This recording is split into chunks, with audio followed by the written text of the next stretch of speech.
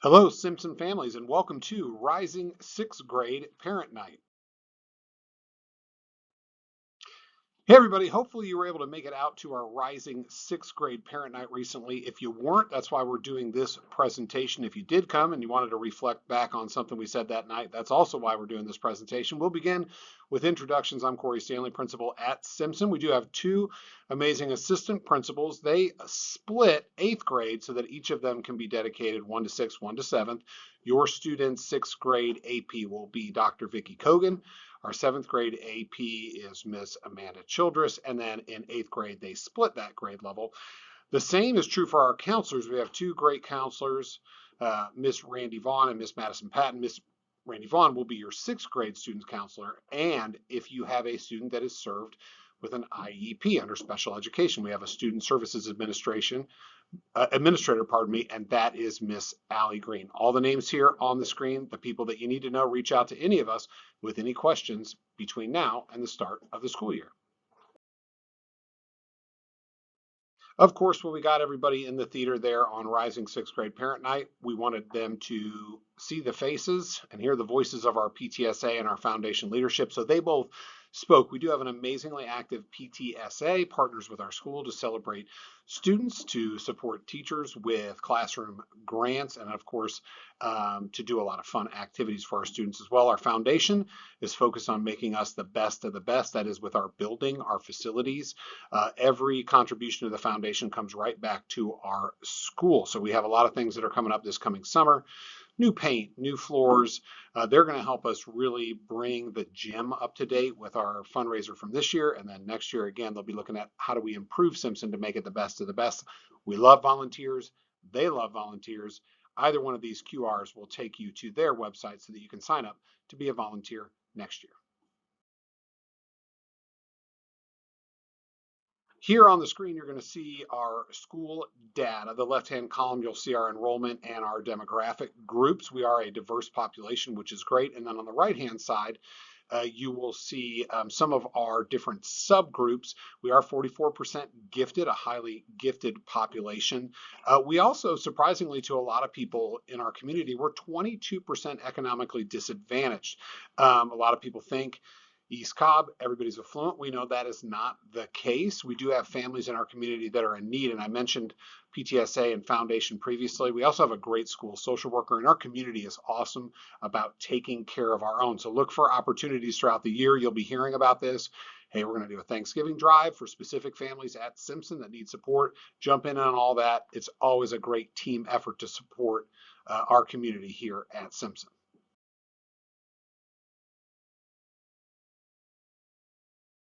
Here on the screen, you can see our feeder pattern. We do get students from 5 different elementary schools. In fact, we get from more than that because we have students in our building that are here on either employee school choice, they work for the district and choose to send their student here to Simpson, which we understand, we would too, or we had openings for school choice in the past and they were able to send their student from another zone school here. So we have students coming from all over, and we like to find out, hey, what's your school mascot? When the sixth graders or the rising sixth graders came to visit, we would ask, oh, you're from Rocky Mount. What's your mascot? We're the Roadrunners. And we would say, not anymore. Welcome to Simpson. We're going to teach you how to be Eagles because we are the Simpson Eagles. So that's the first thing we do with all our sixth grade students is welcome to Simpson. This is how you soar because Eagles at Simpson soar. And then we go out to 2 high schools, almost 50-50 to Lassiter and Sprayberry.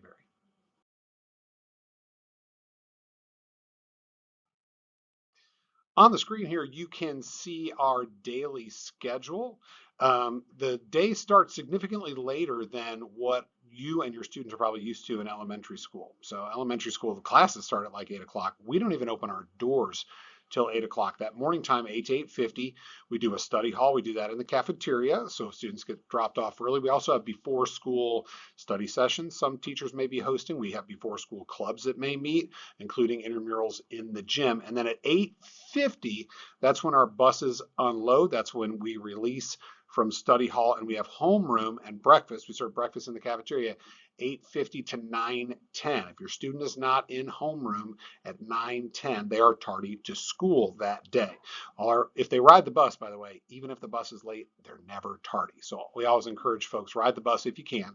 But then at 9:10, we do our morning broadcast. It's a live student-run broadcast of our morning announcements, and then our academic day starts. And you'll see Eagle Time, and then 1, 2, 3, 4, 5, 6, 7. They will see those 8 groups every day. Their Eagle Time class, we'll talk about what that is in a minute, and then 7 different classes. So that is a change as far as what your student will be experiencing. A lot of times they spend in one classroom at elementary school, 1 or 2.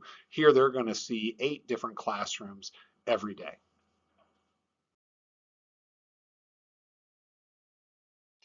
So 5 of those classes that I just mentioned are, of course, they're academics, and these will look very familiar to you here on the screen: ELA, math, science, social studies, and reading. They're not necessarily in that order, but they will be placed in those classes based on some data, and I'll talk about class placement in a minute, but they will see those 5 academics every day. In 6th grade, they start their day with their 5 academics, and at the end of the day, they have their connections. So in some order, they'll come in the morning, do homeroom, see announcements. They'll go to Eagle Time, and I'll talk to you about that in just a minute.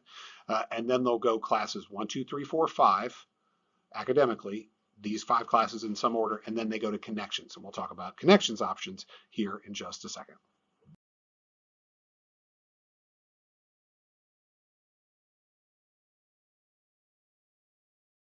Okay, so let's talk about Eagle Time. Eagle Time is a 30-minute block after homeroom every day, and it's varied at Simpson depending on what your student needs. Not every student has the same need.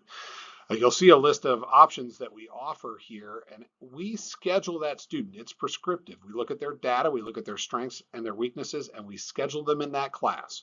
Doesn't mean they're scheduled in it for the whole year, but we prioritize that scheduling in this order. Number 1 is reading. If a student is reading at not at above grade level, which is where we want our students to be, we look at reading support as their first intervention. So their Eagle Time is going to be, let's get you some additional support in reading until your Lexile level is grade level or higher.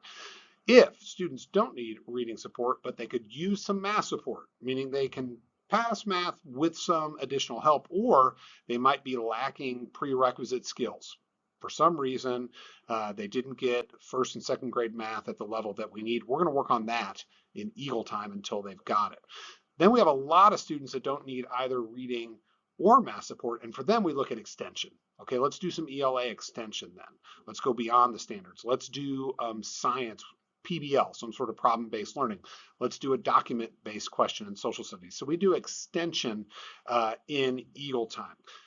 On the extension side, students take that class for a quarter and then they rotate. So I might have social studies extension for Eagle Time 1st quarter, 2nd quarter, I rotate over to science for 9 weeks. This way, not only are we going to catch students up that may need additional support with the support classes, but we're going to extend students that are ready to push on the extension side. So we are raising, a rising tide raises all ships, and that is what we are doing with Eagle Time.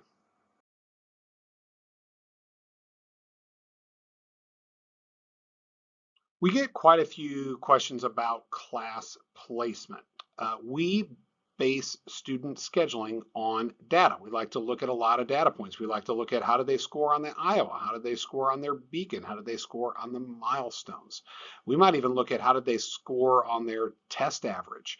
One thing we don't really look at, and this makes sense once you think about the fact that we get students from 5 or more elementary schools, we don't really look at class grades. We look at something that's more standardized as a data point, the Beacon, the milestones, the Iowa, etc. But we will come up with a set of criteria that allows us to place students in what we would call advanced content classes, or even beyond grade level classes. We have some 6th grade students next year that will be taking advanced 7th grade math because they're ready to take it. We want to make sure we schedule students where they're going to be successful, but that is data-based. So you'll get a set of criteria, look something like this here on the screen. Notice this doesn't have any numbers, but it'll be something like if they have a Beacon score at or above this range. If they have an Iowa score at or above this range, they'll be placed in advanced content. If they don't, they'll be placed in on level. We're going to place them where they're going to be successful.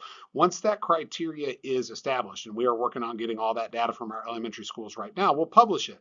It's not a secret. We'll put it out there so that you can see it. It'll be on our website. And then sometime in May, parents, you will get what we call a schedule request. It's not the student's actual schedule, but it's the courses we're going to put in the system for your students. So it'll tell you what grade level courses, what on level or accelerated courses they have. It may not be in that order when they actually get it, but those will be the courses. Also, if your student is served with an IEP, we have an administrator that is in charge of that, and that administrator is Miss Allie Green, and we follow what is exactly in the IEP for anything scheduling wise. But if you have questions regarding the schedule, you're going to want to talk to Dr. Vicki Kogan. Once that is published, she's our master scheduler, so when we get to the end of May and June, or Miss Allie Green. So make sure you know those names if you have questions on scheduling. Okay, so let's talk connections. Your student will have their Eagle time. They'll have 5 academics. At the end of the day, they'll have connections. The big decision they're going to have to make, and when we opened our Rising 6th grade parent night, the first thing we did is we had a group of band students, chorus students, and orchestra students perform. And almost all of those students began their musical journey in 6th grade. They didn't have previous experience. We want every one of our 6th grade students to choose at least one. But you can do more than one. We have some students that want to do chorus and band, or they want to do orchestra and chorus. That can be done as well. But the one choice student is going to get to make as a 6th grader is what musical ensemble do I want to be a part of. And if you ever dream of being in high school band, high school chorus, high school orchestra, got to start in 6th grade, because immediately that learning curve shoots right up, and they'll never catch up if they don't start next year. So everybody should. They don't have to know anything. During the first 2 weeks of school, we do a test drive. We take them to all the connections courses, so they get to know the teachers, they get to see the instruments, and then they actually do an instrument test drive. Usually it's on a Saturday where students can come out, they can try the different instruments, meet the directors. We don't need that decision right away. So when they first get their schedule at Simpson as 6th grade students, it's just got Eagle time and then first, second, third, fourth, 5th period. It does not have connections. You'll be looking like, this isn't a 7-period schedule. No, it's not, because we got to figure out what music course. The other connections courses, which you'll see listed here, they get scheduled in those at random. So let's say they pick chorus as their music program. Their other class for 9 weeks might be art. And then the second 9 weeks, it might be PE. And the third 9 weeks, it might be technology. We like to rotate students through those so they have a variety of experiences, so that way by the time they do get to high school and they have electives, they are going to elect something that they're actually interested in. I mentioned it earlier, but we do say at Simpson that Simpson Eagles SOAR. SOAR does stand for successful, observant, accountable, and responsible. And we use those words all the time when we talk to students about what their behavior should look like at Simpson. In fact, when your 5th grade students came to visit, the first thing we did when they sat down in the theater and I was talking to them is we put up on the screen, this is what successful looks like in the theater. This is what observant looks like in the theater. Like, you have your eyes on the speaker and you are hearing what they say. Those are examples. We teach them up front at Simpson when they get here what an eagle soaring looks like. And we do that. What's it look like in the hallway? What's it look like in the classroom? What's it look like in the restroom, the cafeteria? More importantly than just the areas, though, we also talk about what's that look like with your academics. Every classroom you walk into or here at Simpson, that teacher's soaring expectations are posted and they get referenced. We also talk about it in what does that look like socially? How are we successful, observant, accountable, and responsible in our interactions with our peers? And then, of course, our behavior on campus. But that is the language that we speak at Simpson. Again, we are going to teach your student how to be an Eagle during their first 2 weeks here in the building. We just, every class period, every day, this is what being an Eagle at Simpson looks like. So that first 2 weeks or so in our 6th grade, we call that Eagle launch for our school. You can see a lot of the things I just mentioned on here, how we teach them to soar in all areas. And during that span, of course, we teach the behaviors I just mentioned, but we also get into some things like, how do you ask for help? How do you respond when you're corrected? How do you respond when somebody says no? How do you email a teacher? Right? These are things that we think, well, that's just going to come naturally. We do it better if we teach students how. We want to make sure that we have a common understanding of what soaring looks like. So the items on the screen here, we're going to teach your future Eagle how to soar in all areas during their first 2 weeks, and we call that Eagle Launch. When our students demonstrate those expectations, being successful, observant, accountable, and responsible, we recognize them with positive points. That's sort of our currency here at Simpson. We use an app. It's called PBIS Rewards. There's a student app, PBIS Rewards Student, and then there's a family app, PBIS Rewards Family, where you can see how many points your student is earning for demonstrating those soaring expectations. You can also see if we have minor behavior infractions. We do that as a communication tool with parents. And then they take these points and they can spend them in, a lot of teachers have a classroom store. And then of course we have a school store that our PTSA puts on, which is amazing. It's a model for other middle schools in the district where students have the opportunity in the morning during homeroom time to go spend points. So our thought is do what you should do every day at Simpson, and we're going to make sure you get the points you deserve. One of the things we usually get asked about at Rising sixth grade parent night is clubs. And we do have a bunch of clubs at Simpson. Anything from coding club, Rubik's Cube club, Dungeons and Dragons, Fellowship of Christian Athletes. We got all sorts of clubs and organizations.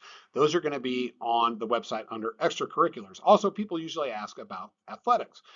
Where I grew up, our middle school had a track team, football team, right? All basketball team was through the middle school. In Cobb, all of our teams are through the feeder high school. So if your student is interested in doing organized athletics, of course, we have club intramural sports here during the week before school. But if they want to do organized athletics, that's going to be through the Junior Trojans or the Junior Jackets at Sprayberry. And you can go ahead and look at their athletic site, and both of those schools have a junior section. You can look at all that is offered through those high school programs.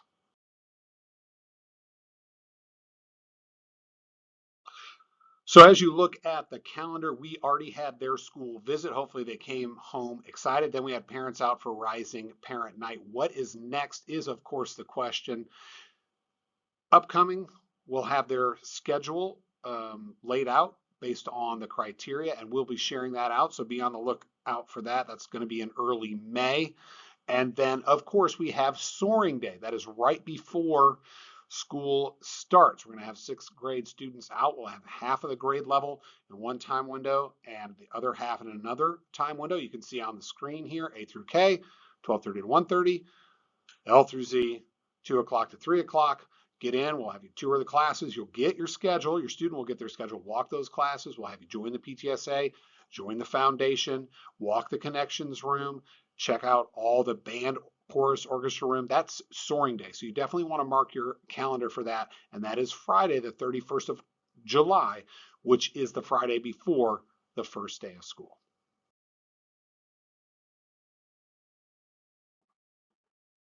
The night of Rising sixth grade parent night, we showed a brief video. It's basically an overview of what I've shared so far, but it's a welcome to Simpson. We played it for your student. It shows some things inside the building, the class schedule. But if you use this QR, it will take you to that link. It's just a YouTube video.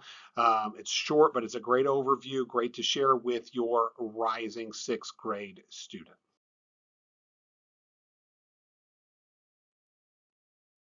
Okay, so we came back from that video that we showed everybody that was visiting, and then we talked about the reality of middle school. Middle school is a challenging time. That's why I've got it in this giant font on the screen. And I don't know that anybody, if given the choice to travel back in time, would choose middle school. It's a time where you're changing so much socially, physically, emotionally.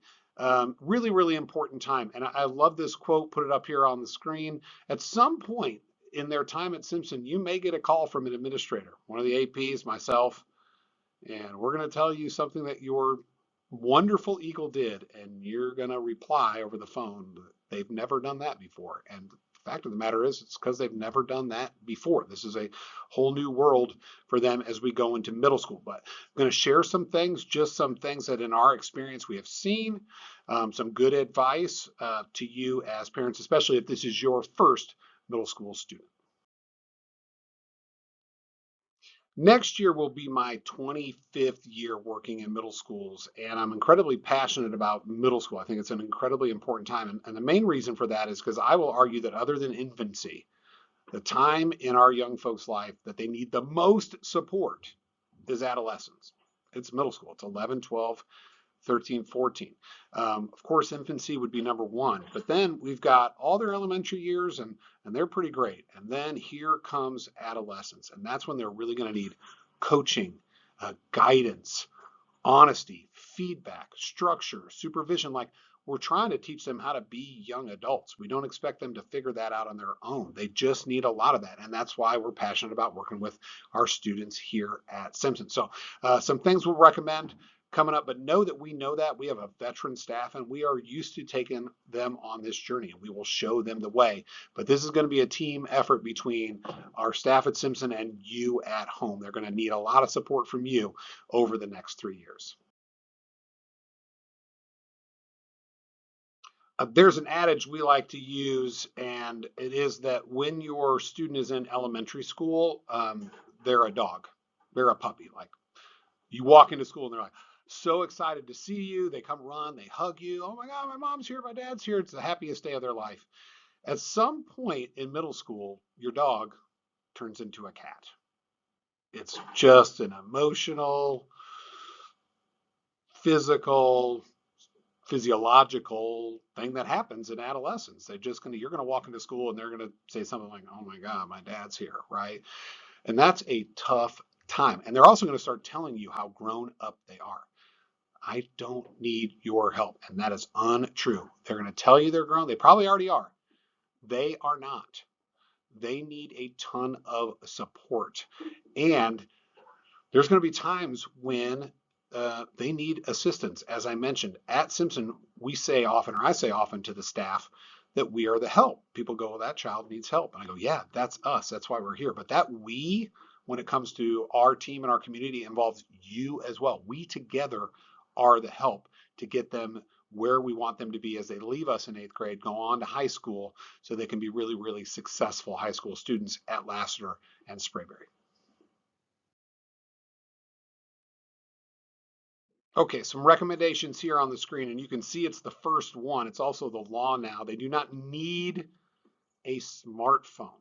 They're going to tell you that they do. Everybody, mom and dad, everybody has one. Well, number one, everybody does not. And number two, they don't need one. And I certainly understand.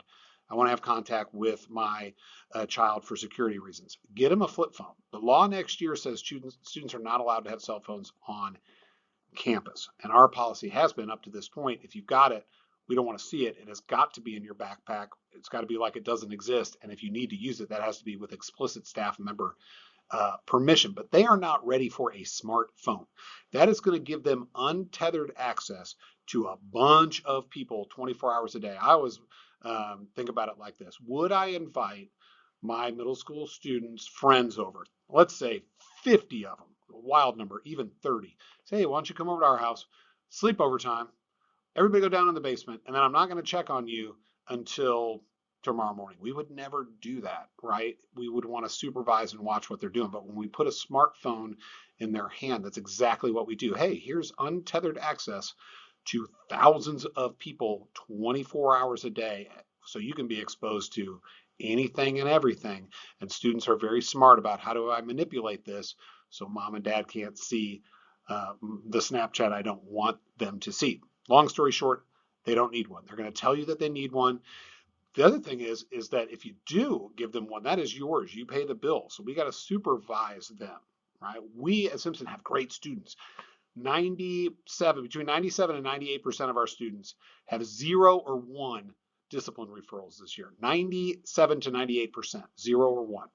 So we have great students, but we say often that even the best students make better choices when somebody is watching.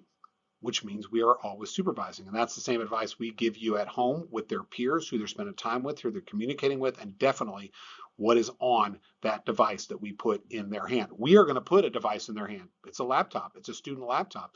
Here at school on our network, it is very, very safe and secure. They cannot access things, even though a lot of them have figured out if I put a VPN, might be able to manipulate this a little bit. At home on your network, that's about your network. So what do they have access to on your home Wi-Fi? That's going to be an important thing to supervise as well. We also like to encourage you to check behind them, because we do. I did my homework. Okay, great. Let me see it. Right? My grades are good. Okay, let's go into parent view and let's take a look. My advice to you, again, this is my 25th year in middle school. I don't have all the answers, but as a 6th grade parent, my advice is keep them as young as possible, as long as possible. They've got all the time in the world to get to be that cat I mentioned. Let's keep them a dog, a puppy, as long as possible. That is coming. We've got plenty of time for them to adult. We're going to teach them the behaviors like young adults, but we're also going to let them be kids. Okay, let's talk communication. If your student is enrolled at a Cobb County school that's going to feed us, they will roll up to us automatically, and that happens sometime after the 4th of July. At that point, you'll start getting communication from us on the regular. Here comes Soaring Day. Here's what you need to know as the year approaches, important dates, etc. And then once the school year starts, every Sunday, 7 o'clock, you'll get a phone call from me. It's a 3-minute phone call. It's going to ring to your phone. It's going to give you an overview of everything that's coming up, important dates, what's going on that week, things you need to know as parents. At the same time, we send out a newsletter called the Eagle Update. Everything referenced in the 3-minute phone call is detailed in the newsletter with links to everything that you need. So we ask every parent, listen to that phone call, preferably with your student. And then if there's something that spikes your interest or you need to know more about, you go to the Eagle Update, click that link. You've got all that information. That is every Sunday at 7 once the school year starts. The other thing is there's a lot of information out there. We all know this.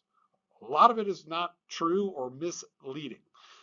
So if you have questions, we encourage you, reach out to the school, email me, call the front office. We will answer your questions and we will be honest. You will get used to our Sunday communication to the point where you're like, we're going to hear about it from Simpson, because that's the reputation that we have. But if you have questions, ask us.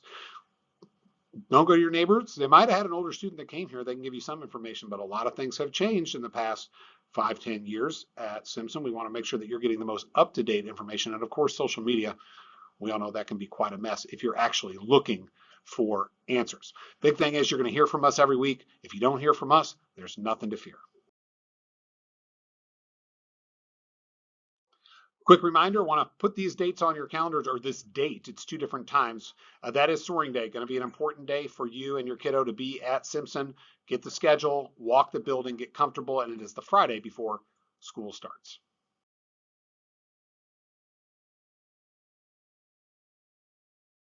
We know that middle school can be scary, and we want to tell you, don't worry. It might be your first middle school student. It is not ours. We are going to show them the way. Some of the things we usually get is like, my 6th grader doesn't know what to do or where to go, and that's totally fine. We're going to walk them everywhere the first couple of weeks. We're going to show them how to soar like an eagle at Simpson. When they go to lunch, we walk them there. We walk them back. When they go to Connections, we walk them there.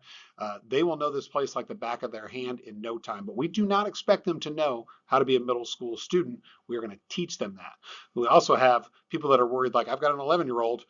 We're going to be in a hallway with this kid that's twice as big as them. And yeah, we do have 6th graders that walk in and they've got like elastic waist shorts and a Moana shirt, and then they leave and they've got facial hair like I do, and that's middle school. That's why it's a dynamic time. But it is good to know that our grade levels are really separated. They're in 3 different wings, and in the morning everybody comes in, they go to their grade level. Beginning of the day, 7th grade goes to Connections. They leave their grade level, they go to Connections, then they come back. Middle of the day, 8th grade does that. Meanwhile, the 6th grade this whole time is just in their 6th grade wing with only 6th graders, and at the end of the day, after the 8th graders come back from Connections, the 6th grade students go. So there's not a lot of grade level crossing. We know they have never had 7 classes in one day, but we're going to teach them SOAR, and part of that is A, accountable, and R, responsible. We're going to teach them what that looks like.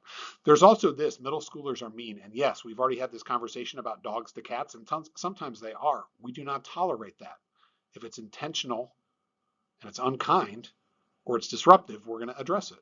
And if parents bring us things like that, we address it. We follow the student code of conduct. But I want to remind you that 97 to 98% of our students have had 0 or 1 office disciplinary issues, and that is very, very low. So for the most part, we have good kids that we will supervise. The thing about the kid over there has a mustache, there's not a lot I can do about that. The main thing is we want you not to worry. We are going to teach your student how to be an eagle here at Simpson. At this point in the evening, we open the floor to questions. We get a couple of questions. One's usually about lockers. Most of our students don't want lockers. If a student has to have one, we can make that happen for them, but we recommend they usually just want to carry their backpack. We usually get questions about dress codes. We use the B's at Simpson. It's very easy. We have a very simple dress code. The B's are bellies, backs, butt, boobs, boxers, bras. That's it. If we can see the B's, you're out of dress code. So make sure things are covered. That's really, really straightforward. We also get questions about like some PBIS points. Like I was at a PBIS school and my student did everything they were supposed to do. They never got any points. That does happen sometimes. You've got a student that is maybe disruptive in your classroom as a teacher, and so you use that carrot, like, hey, if you're really good, I'll give you a lot of points. And then we've got Susie Sunshine over here who does everything and doesn't need that motivation, but doesn't get any points. Well, we take care of that at Simpson very simply. Every 4.5 weeks, we look at who's got all A's, A's and B's, perfect attendance, no missing assignments, no behavior infractions, on and on and on, no tardies. And we give blocks of points for each of those behaviors. So your students that are doing exactly what they're supposed to be doing every day end up with the most points just for doing what they're supposed to be doing, and that happens automatically. But again, if you have questions as we go forward, and there may be tons, we will show you the way. Reach out to me, reach out to the school, call the front office. We are here to help.